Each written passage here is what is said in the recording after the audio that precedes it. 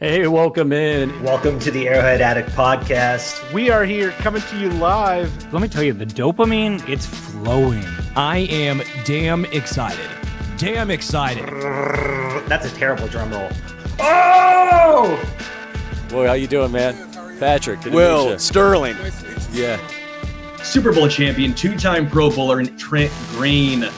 Trent Green, how you doing? Hey, what's going on, guys? And he picked it up! He picked it up! He's gonna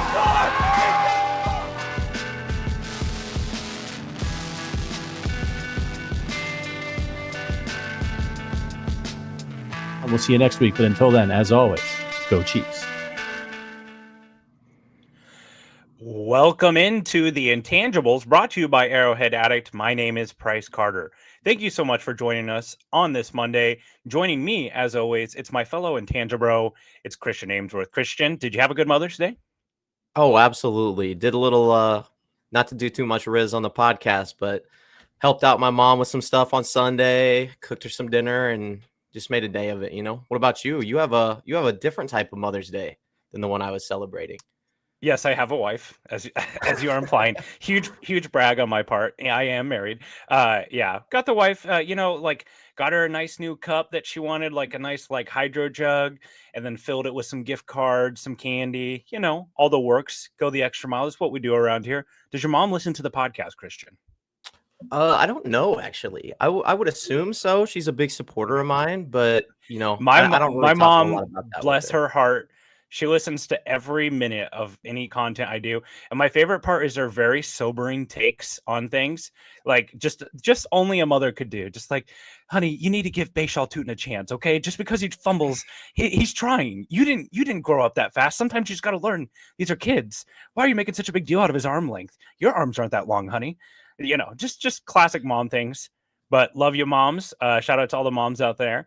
Hopefully you had a great day. And now we're on to schedule release. But we're going to get a little bit more draft content in your life here because Christian and I are going to cling to it as long as possible. Okay. So don't think that we're giving it up because we're counting down the days until we can talk 2026. So we're going to talk 2025 draft as long as possible. So joining us now, we have former NFL scout and Draft Network contributor, Ryan Fowler. Ryan, thanks so much for joining us on the show, man. Of course. Thank you guys for having me on. You want to make sure to follow Ryan on Twitter because he's one of those guys that you're going to see he's reporting top 30 visits.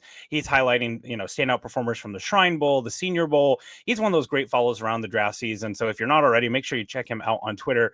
Ryan, we were talking a little bit pre-pod how happy I am for you and the people of Washington, D.C. Like last time me and you talked, I think Sam Howell was the future of Washington, and now it's Jaden Daniels and new ownership, and the stadium's coming back to DC. I mean, it's a great time to be a Commanders fan.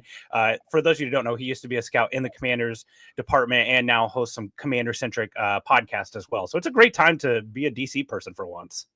It is. And the draft, in 2 years as well as coming to the National Mall, which is pretty awesome. So, yeah, I mean, Jaden Daniels, some of the differences of even the years past with the Rex Grossmans and John Becks of the world. It's nice to get back to from myself. I was born in the late 90s. I never experienced any success really just growing up in the DMV area as well before I worked in Washington. So now seeing what they've been able to do, where they're going to go is really exciting, not just for myself following from afar, but really the inside the walls there in Ashburn, Virginia, where their facility is. They're building something special for sure. Yeah, and the mock-ups of the stadium are really cool where you can see the Capitol building. I mean, there's so many beautiful architecture around there. And let's just take a second, just as three draft dudes, the 2027 draft being there, Arch Manning, DJ Lagway, Dylan Raiola, Jeremiah Smith, Ryan Williams, Dylan Stewart. That class is going to be insane. That is going to be a really fun class. Having the draft here in Kansas City, one of my favorite events as a sports fan, period. So that's going to be a great one to have. Be awesome. Can't wait for it.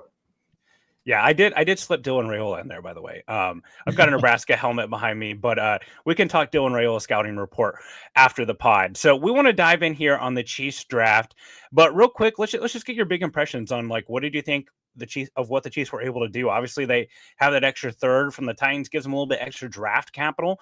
But what were your overall impressions of the Chiefs class this year?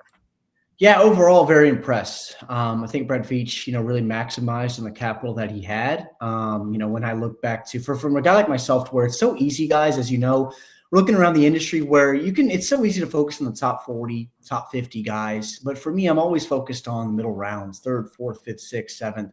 Where can you find contributors really in all three phases of the game, offense, defense, special teams? And for the Chiefs to add a guy like Brashard Smith in the back end of day 3, a guy I didn't think was going to get down of late day 2 or early portions of day 3, the guy can flat out play football, or even a Jeffrey Bassa or a Jalen Royals, another small school kid. I just think they maximized on capital, which way they had. And ultimately, really, when you're able to kick off the draft with a guy like Josh Simmons, to where if he stays healthy this year, he's arguably, potentially going to be the top tackle off the board, up there with the Will Campbells and the Armand Membous and Kelvin Bankses of the world. So I thought Brett Veach did an excellent job. Really, in my opinion, the rich do get richer. And, bottom line is protecting number 15 in there in the backfield. And they did that with Josh Simmons, which is a plan for both the short term and the long term of Kansas City. So definitely a good job by Brett Veach for sure. Yeah, and you hit the nail right on the head there with Josh Simmons. And we'll start with him. At this point, there's been a lot of analysis gone around the Chiefs draft.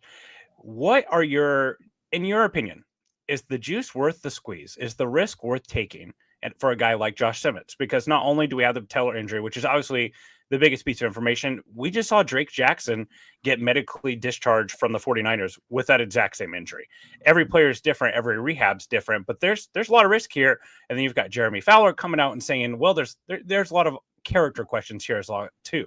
So in your opinion, was this a risk worth taking for the Chiefs? I'll say this, even with the character stuff, and this really goes for every player, guys, it's important to where you're getting that information from. And it's not flagging any of the reports out there, but a lot of people talk to the same people and a lot of people talk to different people. Are you talking to scouts? Are you talking to trainers? Or who are you talking to that are getting these character concerns? Because for myself, the individuals that I talked to in the process from Ohio State around Josh Simmons, everything was positive as far as who the young man is. Now, the injury stuff, there's a lot of injury concerns with even a guy that went in front of the Chiefs and Jahad Campbell that went to the Eagles. I think there's a lot of stuff out there that is definitely worrisome. And when you look at Josh, of course, is a big body. The lower half is always concerning. But for me right now, absolutely, to answer your question, bottom line price, is the juice worth the squeeze? 100%. I think this kid absolutely projects as a long-term left tackle to protect your Lamborghini future Hall of Famer and Patrick Mahomes in your backfield, and potentially be a guy that potentially wins 2, 3, 4 Super Bowls down the road, which is ultimately the goal, right, for the Kansas City Chiefs. So at the end of the day, I absolutely think this is a heck of an addition in the back end of round 1, but I just wanted to provide a little bit of context there as far as with the stuff surrounding Josh, because it's so important just where you get that information from, because I personally will never go on anywhere and say, hey, look, this kid has character concerns, because sometimes you can hear a lot of different things from a lot of different people. Yeah, and I to toot your horn, when I had you on the show a couple years ago, you were one of the first people I heard say, like, hey, Rashee Rice, there's some real questions here. And to your credit, not only did that prove to be right, as last Easter we were all going through that with him in the crash, and then some stuff has surfaced from SMU, and you did put your cards on the table and say, hey, there's some real questions here. Whereas with you now, we're talking about Josh Simmons, it's a much more contextual type of situation. And I think it's like, what is it, Ted McGinn or someone who does their scout newsletter or something like that, where they talk to some execs and talk about some of the players. And there was some weird, just like not a finisher or that type of stuff around him. So very good context there. And I mean, yeah, you're singing sweet words to my ears right now, talking about the 3 or 4 more Super Bowls, protecting the Lamborghini. And I mean, let me ask you this. Obviously, at San Diego State, he plays right tackle, moves over to left tackle for Ohio State. The tape from the 3 or 4, I think it ends up being about 5 games and a half if you add in the Oregon game. It's impeccable tape. Now, he didn't really face a real speed demon, a real high-level edge rusher, except for maybe like 7 or 8 snaps against Mike Green in that Marshall game. In your opinion, if he were to finish the season, do you see that projectile still going? Do you see that projection of him just still climbing up the board to being that top level pick that he was going to be, or what is it, a competition product? No, absolutely. I mean, you take it for what you had this year for him. Of course, the injury was unfortunate. You definitely wanted to see him play and get as much tape as you could. I could sit here and say the same time as far as what scouts wanted to see with him. But Josh Simmons absolutely was in talks as we moved into November and December and January, really getting to the meat really of that pre-draft process where guys are starting to declare and they're getting their agents and really bulking up their portfolio, if you will, as far as being a potential top 15 pick in this class. And as I mentioned earlier, the number one tackle off the board if he was able to stay healthy. So again, I think you're getting a heck of a ball player at the back end of day one, and you're also getting an immense amount of value for a player that, again, I can't predict how healthy he's going to be for the short term or the long term, but the swings that the Chiefs have made on Wanya Morris and Kingsley Sumatia and the experiment that Jawan Taylor has been, at the end of the day, this is a player in Josh Simmons that I'm willing to bet on that comes into the building if he's able even to be 90, 95% and work up to that 100%.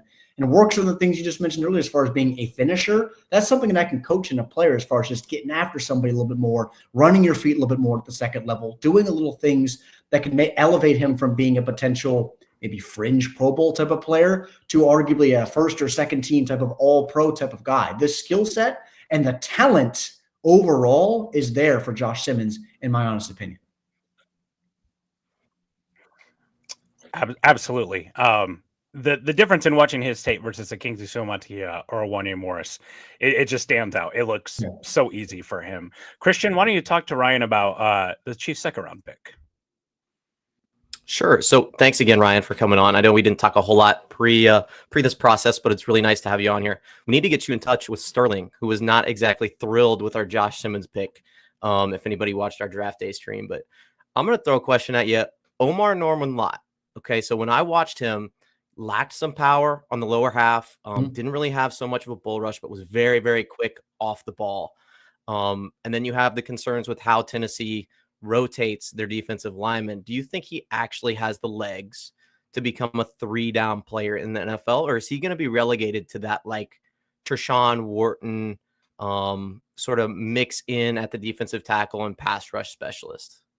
Yeah, it's a great question. I like Omarr a lot. I think that's really the overall narrative surrounding Omarr, even in this process, to where I was talking to one of his representatives to say, which teams really do like Omarr? It was the Chiefs, it was the Buccaneers, and it was the Falcons. So heading into day two is one of those three teams are going to land him. Obviously, he lands in Kansas City, but I think he is someone right now, you want to just live as a one-gap defender, explode off the ball, win to one of the shoulders, and half-man an offensive lineman. I think Omarr can absolutely do that. And I really enjoyed actually seeing him live, up in personal, just seeing how he moves, seeing the way he's even coached, working around with his teammates as far as what he was asked to do at the Senior Bowl, to where he played the nose, he played the 1, he played the 3, he could play 4-eye. That versatility up front and the explosiveness to beat slower-footed centers and guards off the ball. I don't know if he's going to be a guy I keep in early downs to stop the run. But as you mentioned, his ability to explode off the ball and work his way into the backfield, which he even showed in his days at Arizona State, I think that's going to be the immediate path to snaps. Where obviously up front, when the offensive line comes to line of scrimmage, it's where's Chris Jones, where's George Karlaftis, and then Omar's going to have some opportunities, guys, to win in isolation. I think that's where it's going to be his ability to contribute right away. Nice. So another player that was drafted around that area, Darius Alexander from Toledo. He was a guy I think a lot of people had pretty high up on their boards. I saw him mocked like early day or mid day one into the end of day one. Do you see that as maybe potentially being a miss by Brett Veach? I know he doesn't really like older players, but those two guys go right next to each other. I think they're going to be compared a lot in their NFL career. Yeah, I do too. I credit the Giants for making that swing on Darius. Just last year we saw Quinyon Mitchell-Wright come out of Toledo, and Darius is a guy this year. I wouldn't have been shocked on night one, guys, if he went to Philadelphia. That was a common pairing inside league circles. It didn't obviously happen. They went with Jahad Campbell. But Darius Alexander is absolutely a player. I think I personally had him higher than Omarr on the board, specifically because of his ability against the run. But overall, I think you made a great point as far as those guys being paralleled for at least the early portions of their career. And I think back even a few years ago with where Travis Jones went and even a Phil Mathis went from Bama and then Jones from UConn. Jones has obviously worked out well for Baltimore. Fedarian's now cut with Washington. So those types of guys now with Norman Lott and Darius, definitely going to be paralleled here. But both really good players. I just think they are different in the ways in which they win. What would you say when it comes to, if someone were to say Omarr Norman Lott, he's this dominant pass rush win rate monster because he's just a fresher player, because he's playing so limited snaps, because they run these hockey rotations. Do you think it's more of a product of that, or do you see a guy who is a high-level pass rusher? Because my analysis around him is if he can come in and be an ass kicker against the pass, that's all good. But if he can't do that and then he can't play the run, you just have a useless player. So do you think it's more of a product of the system or more of a product of the player? Yeah, I think right now, one thing that I'm not going to say scares me a little bit, but as far as you look around the AFC West, right, where you add Ashton Giolotte and Denver adds, RJ Harvey, and LA adds Amari and Hampton there, and teams are trying to get away from, hey, you want to play cover 2, or we're going to run right at you.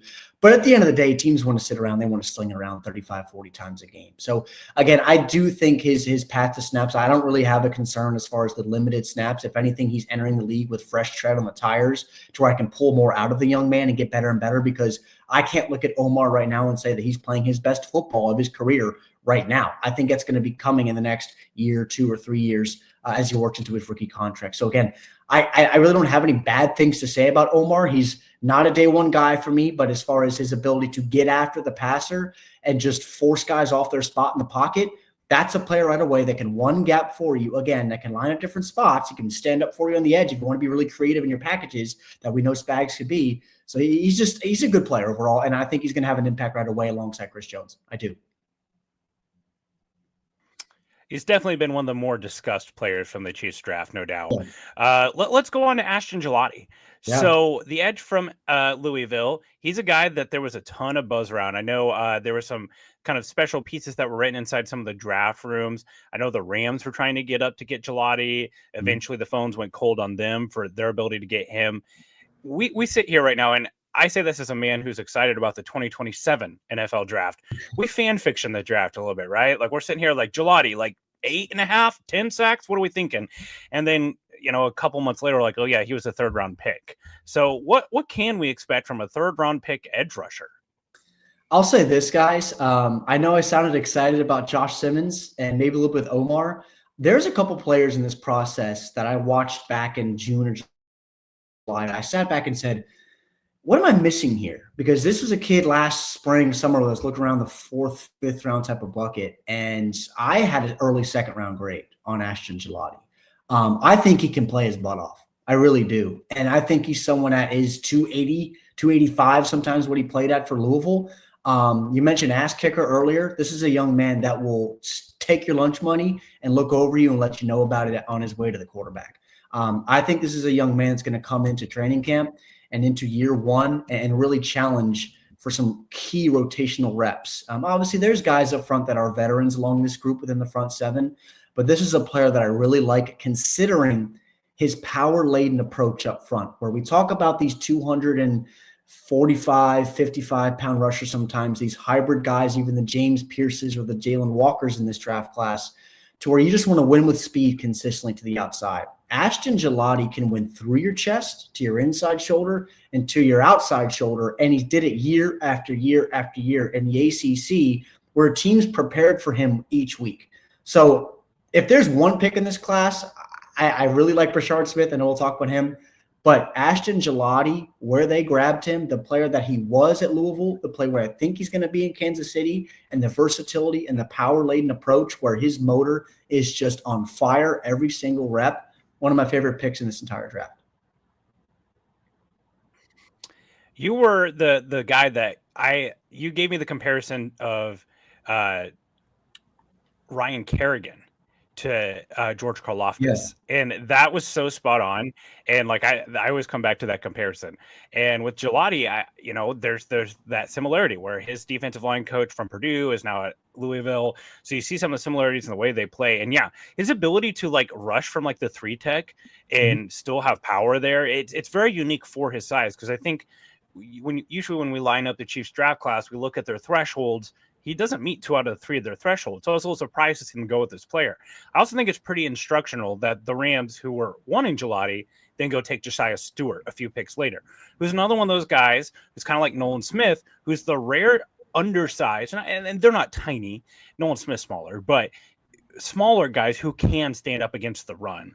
So I'll be really interested. Like, I remember talking with you about the FAU pick, and you were really high on FAU at the time. And I think this is a guy to push FAU. And I definitely think that there's parts of his games that he has to have. We talk about it all the time. No NFL pass rusher great is not having power in their game, right? You can have speed, you can have bend, you can have technique, but all of them have to have power. And that trait is just very clear with Giolotte's tape. And it's something that like you can point to day one and say like this will translate. Yeah, and I think that's the biggest thing, right? Is when you look at some of these speed rushers, right? What do you do when the offensive lineman can walk his hips to you and your feet stop? Does the rep end, or do you have hand counters, or do you have some sort of strength to get off blocks? And those guys, their grip strength is absolutely ridiculous. These are 6'5", 6'6" dudes over 330 pounds. You're 245 pounds. You're not playing against guys that, all respect to them, are going to be in different careers here in the next few months. Like, this is the NFL where everybody can play. Obviously, there's different levels to it all. But a guy like Ashton, as you mentioned, the alignment versatility and the ability to create power, up and down the defensive line, that's just somebody on tape that you're willing to bet on the production, and that production being translatable to the NFL level where you, as you mentioned, you have to have some power to your game, as we saw last year with the rookie defensive of the year out there in LA with Jared Verse. Christian, why don't you talk about Kansas City parentheses Jalen Royals? So Jalen Royals, he was kind of an interesting prospect to watch for me, because when I watched him, I really saw that Rashee Rice clone of like, he plays one side of the field. He does a lot of comebacks. He does, I think it was like a third of his receptions were on wide receiver screens, which is crazy. But do you see him as more of like Rashee Rice insurance, where he comes in and he kind of fits that same role for the Chiefs offense where, Rashee Rice, we talked about him at the beginning of the show, like, is he even going to be here for the entire season this year? We don't really know based off the offseason stuff from a year ago. Is he a guy that is really, that's the reason they brought him in? We're talking later round picks. So I don't think anybody is expecting him to be the next Rashee Rice. But if he gives you like 90% of the production from that spot, is that really what he was brought in to do? Or could he factor in as like an X in the offense, where I think he didn't get to show it a whole lot, but those like deep crossing routes that we usually use in Kansas City for clear out routes for the guys underneath, like, can he be somebody to catch something deep down the field and be, reliable? Yeah, I think when I look at the depth chart overall as a whole, I think there are some parallel skill sets. You mentioned Rashee. You could even say that Juju Smith-Schuster a little bit is in that type of mold. And then you have Hollywood and you have Xavier Worthy, similar wiry type of body types. But I will say this, guys, as far as the receiver position in Kansas City, I don't care if you're a guy that you just pull off the street when you got 15 throwing you the ball. He's going to be able to elevate you a little bit. But no, Jalen Royals is a hell of a ball player. Seeing him at Utah State Live, a few exposures there. The way he moves was very different. He was always the best athlete on the field. And I think some of his production was just because, hey, I'm the best athlete on the field. Let's get him the football, similar to what Harold Fannin was really at Bowling Green. But I'm much higher on Jalen than I was with Harold to where he went. But overall, I think he's going to be someone to come in right away and push for potentially top 3 targets in this offense. I really, as far as just strictly receivers on the outside. So Jalen Royals, his ability strictly to win at all 3 levels, watching him again at the Senior Bowl in a neutral environment, an alternate setting, working with quarterbacks he never has before, when he's facing guys like Ezra Thomas and press man or blowing guys off the ball. I forgot who the young man was, so he blowed him off. I believe it was Caleb Bransall from Tulane. I forgot the exact rep. Or Jonathan Williams, from Tulane. Now it's coming back to me. Blowing off the ball there in Mobile. The ability to win off press, the ability to win off man, find the soft spots in zone, and then when the ball gets in your hands, the ability to create in those opportunities, whether it's in the shallow to intermediate areas. I think Jalen Royals is going to have an early impact right away, and really was one of the ideal or premier small school prospects in this class. And I think he's also kind of fitting that bucket, guys, of that silent type of assassin type of player to where you hate to play against, because he may put up 140 on you and just say, hey, good tackle. He's not going to talk him out of trash. He's not going to be a Des Bryant type. He's just going to do his work and come back to the huddle. And I think that's obviously what the Chiefs would love, and another good target for Patrick Mahomes, of course. Oh, dude, it's so much fun to watch wide receivers, especially the ones that are at those smaller schools where it's like, dude, I see you getting open. Like, nobody on the field, or a lot of people on the field, but nobody in the stands are going to be there like, oh my God, he's absolutely killing these guys. And then you look back on the tape, it's like all the coaches know, dude, like you're winning. We see you. I know you're frustrated, but it's going to be all right. You come to Kansas City, we'll feed you the ball a little bit. You can play with Patrick Mahomes and you'll win some reps. So just excited to see him make it to Kansas City where he was. Like I didn't see him falling that far at all in the draft. Agree. I'm just really excited to have a Chiefs jersey that says Royals on the back. That's going to be great. A parking lot separates them. I don't know if you've been out here to Kansas City, but we'll see how much longer that's a thing here in Kansas City. But that's a topic for another podcast. Let's get on to Jeffrey Bassa, the linebacker from Oregon. This is the spot that a lot of people thought, okay, the Chiefs, they have a real need at running back. There's a lot of guys still on the board. They take best player available on their board, Jeffrey Bassa. This is a guy who wore the green dot at Oregon, a converted safety to linebacker. Here in Kansas City, we've got a pretty good linebacking core. They've got Leo Chanel, Nick Bolton. They just, extended him, and they still have Drew Tranquill. I think a lot of people, they're going to see him. They see the same projection as Drew Tranquill, who was also a converted safety. So do you see, I see a lot of special teams in his future here immediately, but do you see Jeffrey Bassa as a guy who can be a true 3-down backer in the NFL in the future? Or is that size, the ability to like shed and stack blocks, is that going to be an issue for him that might limit his impact? Yeah, definitely somewhere to improve for him on early downs. When centers and even guards or tackles make their way in space, he's got to get off blocks better. He's consistently having to, dip the inside shoulder, kind of half man guys again, not able to stick in front of guys neutrally and kind of stack and shed and get off blocks. That's something to work on as he continues in his career. And I think he's also got room to get stronger, even though I don't think there's a lick of fat on Jeffrey Bassa's frame overall. The kid is really impressive up close and personal. But overall, I think right away he's going to be a core 4 special teamer, Price, as you mentioned. That's going to be his immediate path to snaps. But I think is someone also that had there were some parallel skill sets there on late day 3 that I know the Chiefs liked. There was Nick Martin, right, from Oklahoma State. There was Chandler Martin from Memphis, Eugene Asante as well from Auburn. Those 4 guys really kind of fit similar molds, even a Kane Madrano as well from UCLA, as far as guys that can play all 3 depths, run around for you, try to eliminate tight ends up the seam, chase running backs in the fringe areas, or be just another hybrid type of player, 225, 235 pounds, to spy quarterbacks at times, in a day and age where guys can really move around in the backfield and teams want to expand you, not just horizontally, but vertically as well with their arms. So I think Jeffrey, is going to be a guy, again, core 4 special teamer. Right now, come in potentially in those 3rd and 8s, 3rd and 9s, rotational role early on, but someone that's going to fly around, make tackles for you. You mentioned his ability to wear the green dot at Oregon in a major program. That's something that's going to translate right away in the leadership as well and in playing in space. So limitations and context for all these guys, but overall, late on day 3, grabbing a guy like that with the experience that he's had in the middle of a major Power 4 program definitely is going to hold weight, and I think he's going to find the field sooner rather than later. And a lot of guys, as you know, they start on special teams and just you continue to make play after play after play, and injuries always happen as well. Knock on wood, not saying any of the guys are going to get hurt, but sometimes it really can pave the way for snaps, specifically on the defensive side of the ball. Yeah, and I think like the ideal role for him would be probably playing limited defensive snaps this first year, then starting to take over for Drew Tranquill the year following, which is a projection you can definitely see. I definitely like his ability to see Chase get ball, like if that's the role that they're using in him, and then also his ability to, with the tight ends up the seams or running back on a wheel route, definitely feel like that's where his best projection is as far as contributing to the defense. Let's go to what seems to be your favorite pick of the Chiefs draft, or one of your favorite picks, Brashard Smith. Christian, take it away. So it seems like every year there's these undersized running back, wide receiver converts that, come over and they show all this athleticism out of the backfield. Like some of these teams line up 5 wide and, they actually run legit routes on some poor linebacker who's forced to cover them in space.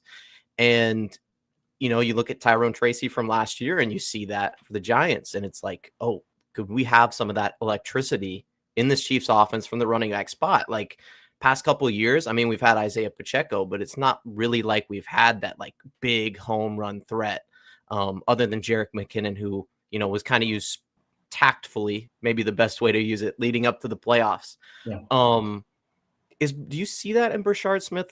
Is he going to be the next Tyrone Tracy? I hate to say that about a guy who, is such a late draft pick, but it's does he show that type of potential, or is he just, another undersized running back?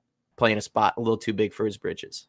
Yeah, Chris, that's a great question. I'll say this, man. I'm willing to bet on a kid like Brashard Smith. I really am. A young man that people forget he was a top 25 recruit as a wide receiver out of high school. Wasn't a running back. Went to Miami, and Miami transfers were all over the place. Would have loved to see him in the backfield with Damian Martinez and Mark Fletcher this year for the Hurricanes. But man, Brashard Smith, his ability to really expand a playbook. And so you guys know how unique Andy Reid is for this offense, an ability to maximize skill sets, not put a square peg into a round hole, if you will. Brashard Smith is going to be someone that is going to come in right away and make a lot of plays for you. Now, is he going to be an RB1? I don't think he has the bulk to do that consistently. I just don't see that. But a potential RB2 or a really high-level RB3 to, again, expand that playbook in space to where he's going to force a team to not just put another a hybrid level athlete on the field. I potentially think they're going to have to bring another corner on the field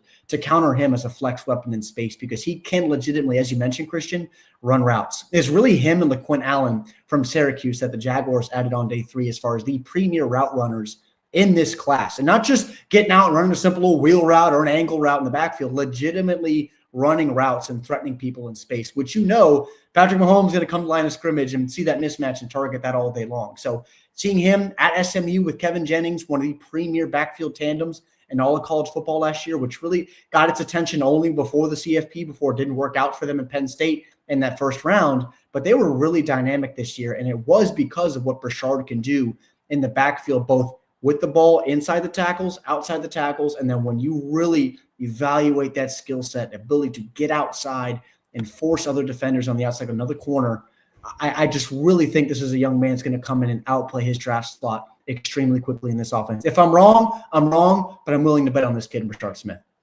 So he was a guy I looked at really early too, as like a 4th round guy we could come up and snag if need be.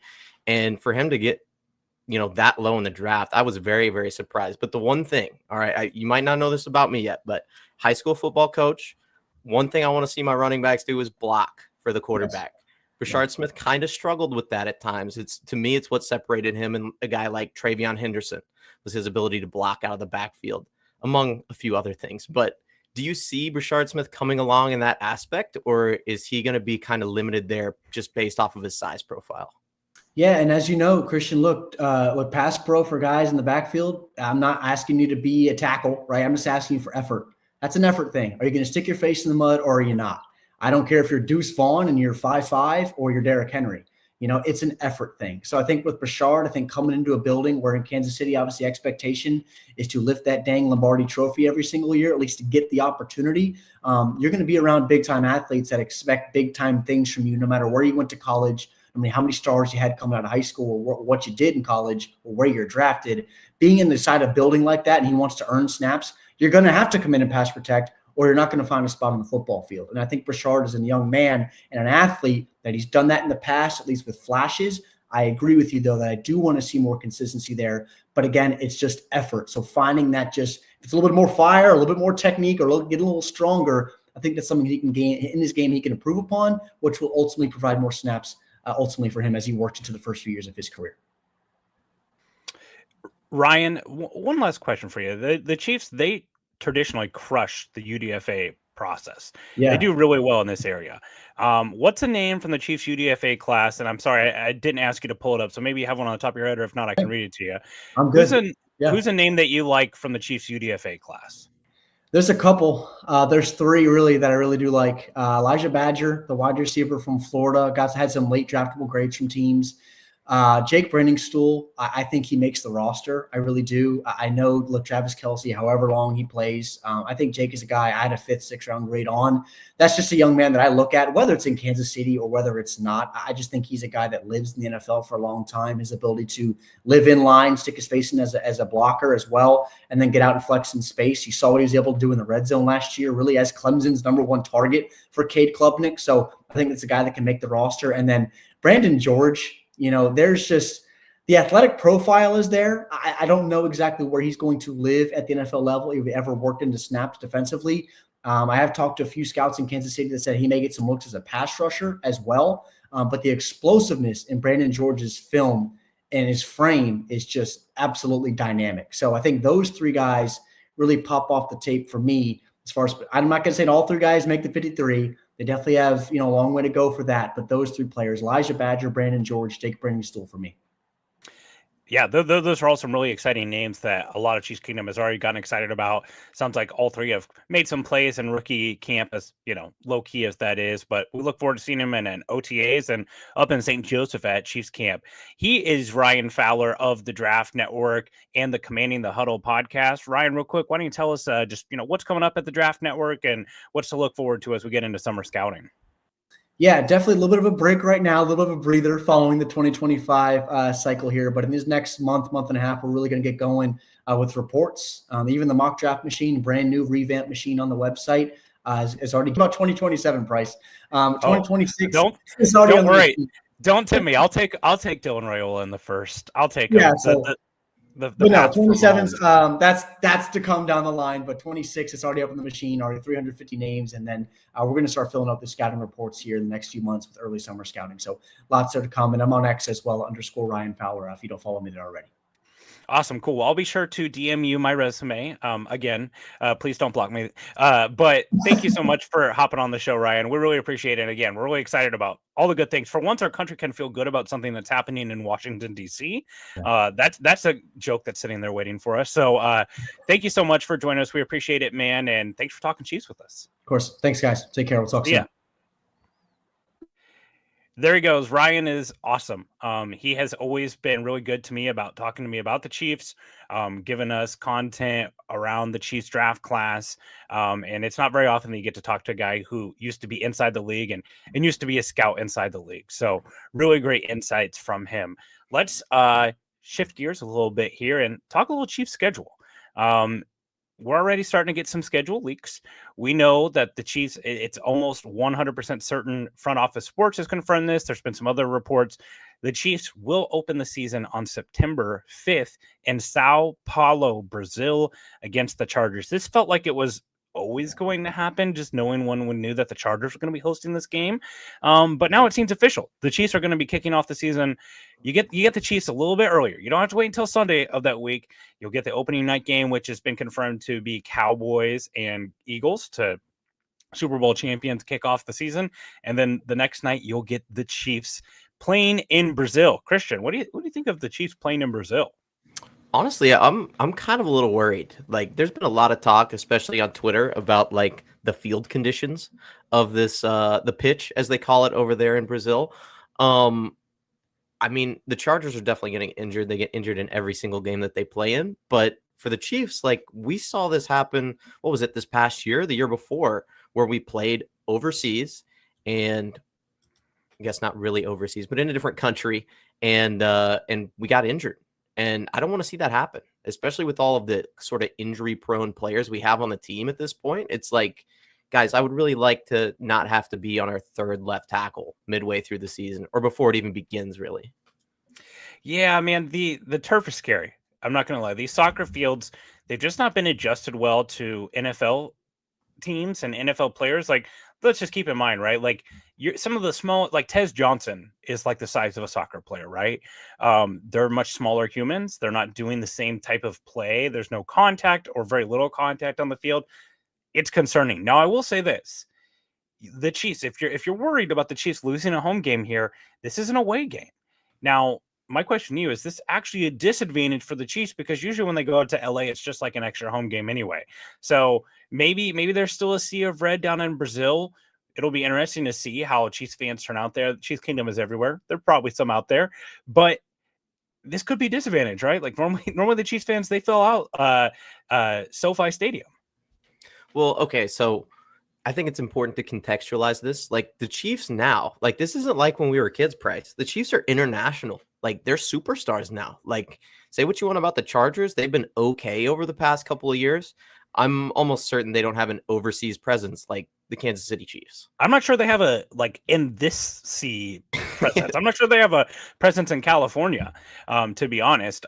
You're exactly right. I have a guy, I should look him up here real quick. Shout out him. He is a part of the Chiefs media content in Spain, which has now been announced, and we're going to try to do a podcast together. Language barrier be damned. he talks Chiefs with me all the time. And like, yeah, there are a lot of really excited people for the Chiefs around the world. And it makes sense, right? A superstar player dating a international superstar, pop star, like the dynasty, etc. It makes all the sense in the world.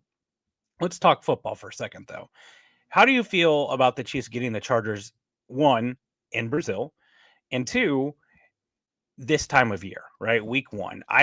When I look at it, one thing that jumps out to me immediately is like the Chiefs, they have historically been very, very good under Andy Reid in season openers.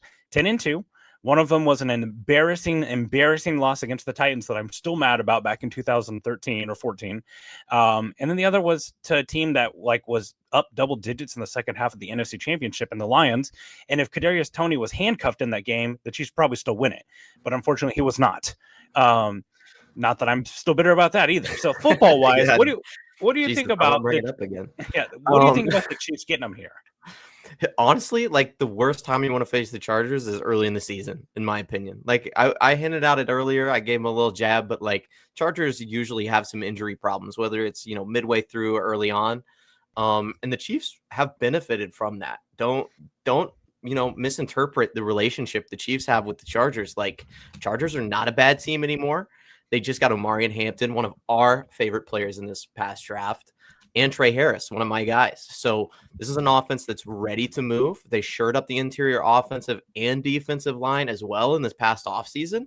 And man, like worst case scenario, as far as I'm concerned, playing against the Chargers. Now, do I think they'll win? Hell no. I'm a Chiefs homer. Like we're probably going to blow them out, but it's the best case scenario for them. Yeah, I mean, going back to the field a little bit, there's a concern there, right? Like if you're going to have guys slipping and sliding all over the field, the Chargers, they bring in Mekhi Becton, who's just a mountain of a man. They've got Najee Harris. They bring in Omarion Hampton. There's some concerns there. We just, finished talking with Ryan about Omarr Norman Lott. Not exactly a guy you want to be lining up against the run. Do I think that it's going to happen? No, but there could be a situation where the Chiefs, they just can't get any stops on defense against the run, against a team that's now been molded in the image for 2 years of stopping the run. Now, there's one problem. This game will matter, which means Justin Herbert is not going to show up for it when it matters most. So there is that benefit. But in general, I think this is fine. You're getting basically the Chiefs, the schedule, it's lopsided right now. So the Chiefs have 9 home games, 8 away games, and you take one of those away games and make it a neutral, for lack of a better term. And if there is one good thing about Brazil, it's the same time zone. So you're not dealing with this thing where you're adjusting your body clock. And if this is going to be I'd much rather them do this in week 1 than week 8 or week 9. Like the Germany game, that was right in the middle of the season. So the Chiefs, they'll get a little bit of extra rest as they come back. Obviously, they're not going to have a week 2 bye. So they're not taking their bye week there. And yeah, if they're going to knock this out, they'll do it. Hopefully they'll get there much earlier. There are some elevation concerns, but the Chiefs, they play in Denver every year, so they should be kind of used to that as well. Oh my gosh, excuse me. Talk for a second, Price. The Dr. Pepper get you? I guess this Red Bull is hitting a little early. So, like, let's real quick. Let's just run over like here's what the Chiefs' opponents are going to be like this year. You tell me which one of these games like really pops for you. We already know the Chiefs are going to have a ton of primetime games. It's just how it goes. At this point, just come to expect it. So, boom, you've already got one, Chiefs and Brazil. That'll be a standalone game on Friday. By the way, if you're in Kansas City and you're worried about this being on Peacock, Paramount, YouTube, Prime Plus, or whatever it's called, you don't have to worry about that. If you live here in Kansas City, you're a taxpayer. Congratulations. You get to watch the Chiefs on a local network. Usually it's streamed on 41, I believe, here in town. If you don't live in Kansas City, well, it sucks to suck. Sorry. But you will get the game if you are here in Kansas City. You will not be blacked out because of streaming packages. Now, Chiefs schedule. They're going to play all 3 of the AFC West teams at home. Broncos, Raiders, Chargers. Then they get the Ravens at home, the Lions at home, the Texans at home, 3 former playoff teams last year, the Colts at home, the Eagles at home, and the Commanders. That's a juicy home schedule for those of you who are season ticket holders. You get the Broncos were a playoff team last year. The Chargers were a playoff team last year. The Ravens, the Lions, the Texans, the Eagles, and the Commanders. That's a heck of a schedule there at home. Oh, yeah. And the one I'm most anticipating is this Washington game. Like, and not to, toot Ryan Fowler's horn here after he left, but I mean, they've been building something over there in Washington. Like, I was a big Jaden Daniels guy before the draft. Like, he has come on and shine. Still have that wide receiver room that's elite now, adding Deebo Samuel. I guess, could be a little bit better of a player. He's kind of waning. But Terry McLaurin is still scary, and that defense has gotten better. Adding another left tackle in what's his name from Houston? Josh Connerly, yeah. No. Laramie Tunsil. Sorry. Yeah, they added both. Josh Connerly. Laramie Tunsil. Like that's gonna be a problem. He's still elite as he's ever been. Lions could be a low-key great game too, though.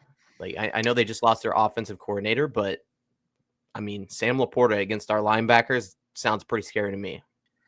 Well, and guess what? This just in. The Chiefs are good. They're going to play a good schedule every year. So, you're going to have to play these good teams. Obviously, the division's very good.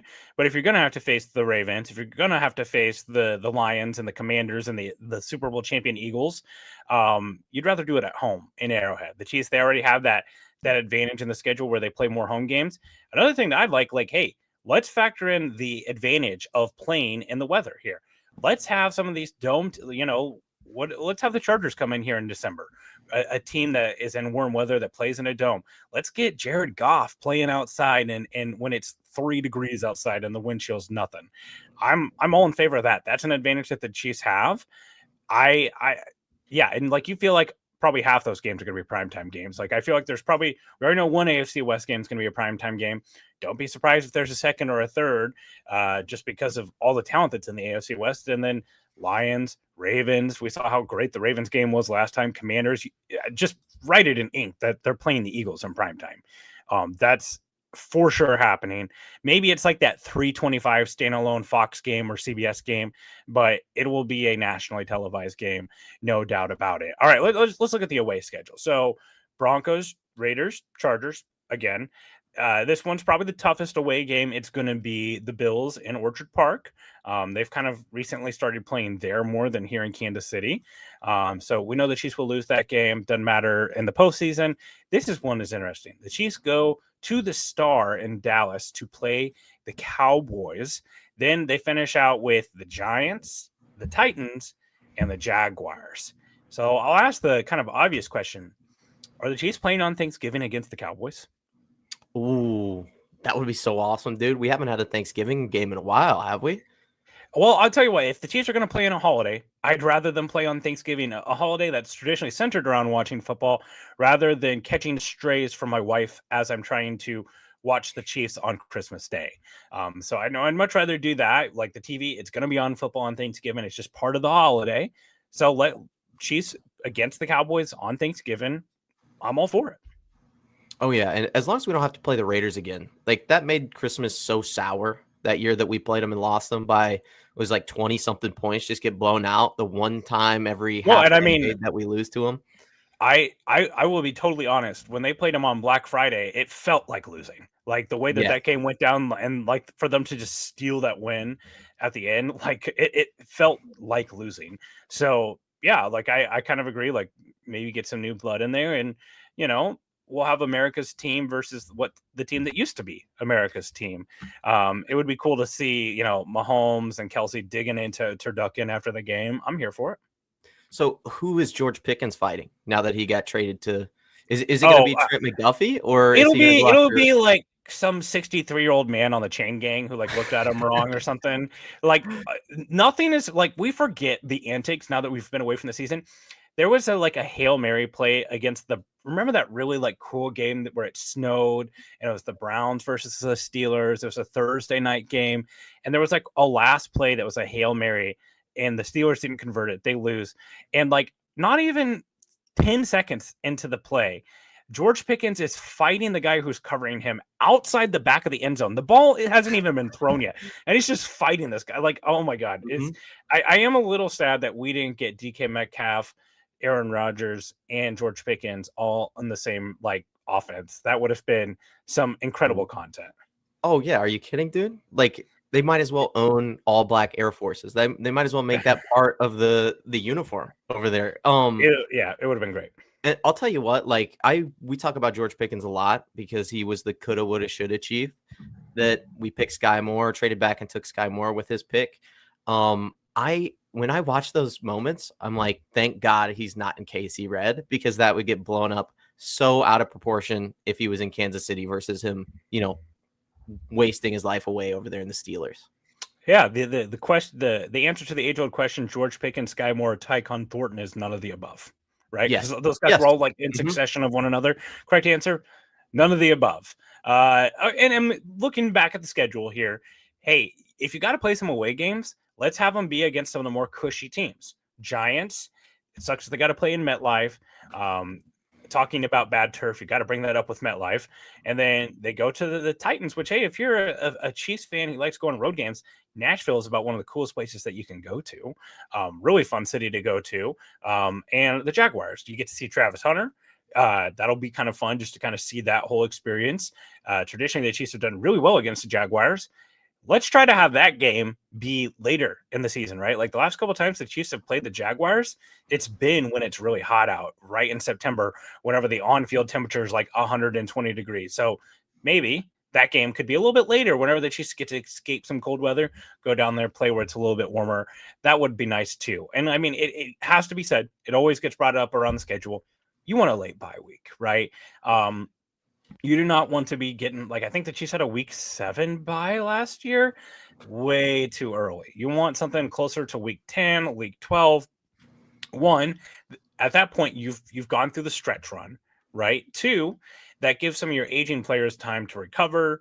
And 3, that also gives you another, like, kind of incentive to play up towards the next bye. Because, all right, we get a week 12 bye, and we're going to pay 5 or 6 more weeks, and then hopefully you're having another bye week as you lock up the 1 seed, as the Chiefs were able to do that a week ahead of when they needed to. So I kind of enjoy schedule talk. What do you think? Like the NFL, they make the schedule release into this huge ordeal. They're trickling games out. They've trickled out 2 games since we've been talking, by the way. Just really groundbreaking stuff here. Let's see. Fox NFL Week 16 doubleheader. This just in, the Eagles are going to be playing the Commanders. Who could have seen that coming? And then the Packers are going to be playing the Bears. Who would have thought those 4 teams would be playing each other? It's almost like they do it twice a year. It's a good thing we stopped the podcast to read that off, dude. That's groundbreaking stuff. Yeah. I mean, yeah. Wait until they leak that the Chiefs are playing the Raiders twice this year. Oh my God. Could you imagine? The one thing that I kind of like, I think we kind of get the benefit of the doubt, like as Chiefs fans, or we have kind of a different side of the coin with the schedule release, where it's really like, okay, we're going to play tough teams. It usually doesn't matter. We're a postseason team anyway. If I'm like a Broncos fan, or if I were, and I was looking at my schedule and we were kind of a fringe playoff team that really needed to make a push, like I would be waiting for the schedule release like day in and day out. My phone would be on. I would get the Schefter alerts all day and, tune in every 10 minutes to see who we were playing and when we were playing them, because it's like when it comes down to those fringe teams, like timing really, really matters, especially late season. Like when you get that bye, like you talked about, that can almost make or break your season. Like that's the time where you get your second wind and hopefully heal up some of those nagging injuries from some of your players. And then you make that playoff push. But for us, I mean, it's another Monday. Like, yeah, bring them on. We'll play whoever you put in front of us. Hopefully the Chiefs, they don't have these big disparities in rest. Like that was one of the big things last year. Of course, they played on virtually every single day of the week. This year, I'm pretty sure Christmas is on a Friday this year. So it'd just be kind of like playing a Thursday night game with just a little bit extra rest. We know that they're going to be on Monday. We know that they'll be on a Thursday. We know that they'll be on all the times on Sunday. But maybe we can avoid some of the weird Wednesday, Tuesdays. That would be very nice. Just for the sake of like, hey, there's a lot of injury risk. And the Chiefs, the NFL, they know that the Chiefs can handle these type of things. Obviously, they're going to send them down to Brazil. The Andy Reid, they're very good at prepping for this type of things. I remember everyone made this huge deal when the Chiefs played in Germany about, the Dolphins are going there for a full week. Their bodies are going to be acclimated. This is the smart way to do it. And the Chiefs, they just rolled in there. They treated it like a regular game day, came in like a day or two early, got it done, got out of town. And guess what? It didn't end up mattering, right? Like the Dolphins for most of that game looked like they were shell-shocked. Like they couldn't get anything done on offense. So really, they just know that the Chiefs can really handle these type of time changes, these stresses of the schedule as good as anyone. Oh yeah, it's kind of cool that we've turned into that franchise, right? Like we talked about, how bad it was a little bit earlier, but like it's cool when you think about the Dolphins. You think of their head coach, like joggers on, got a hoodie on, pretty laid back. But the Chiefs seem to be like this pressed suit, sort of buttoned up, like franchise, very very professional franchise. And like you said, that's the reason they're sending us over there. They're sending these teams over there that can handle what's being put in front of them. It's just cool to see. Like I remember so often being the team that was like the laughing stock of the AFC West. And now it's, we're back. We are the team that I always thought we would be. Yeah, for sure. Well, we're uniquely set up to cover the Chiefs schedule. We've got Verderam, who was just on the show last Thursday. He's a huge schedule buff. He's writing over at Sports Illustrated, breaking it down. He's a huge schedule nerd. We'll have the Kingdom Queens live on Wednesday night. They'll be talking about the schedule as it's released, and we'll probably cover some of the games as they trickle out as we go too. We're about to head into the dark days. The schedule, it's the last little bit of news before we're talking about guys up in St. Joe. So try to take it in this week. It's fun. Also, like, it's a great time for social media teams. Usually there's one or two teams that just really crush their social media release schedule. So Chiefs usually go a little bit more conservative on that. Maybe they'll give us a good one this year. But it's always fun to kind of see how the social media teams pop off with that. But make sure you're checking out Arrowhead Addict all week long. We've got a show every single day of the week. Make sure to like and subscribe this video and subscribe to the Arrowhead Addict channel. Check out all the great written work that Matt Connor does on the website. Check out all the great audio work and stuff that we have here. Shout out to producer Richard, who always does a great job helping us coordinate with guests, helping us getting the show running as smoothly as possible. Christian, anything before we get out of here? No, big thanks to Ryan Fowler again, man. Hell of a guest. Yeah, for sure. Like I said, you definitely want to check out his stuff. He's a great follow for the draft season, always looking ahead to the next draft. He was one of the first guys that kind of I saw talking about Nicky Manwari and his rise up draft boards throughout the season. So definitely check him out. That's going to be it from us here today. Thank you for listening. And as always, go Chiefs.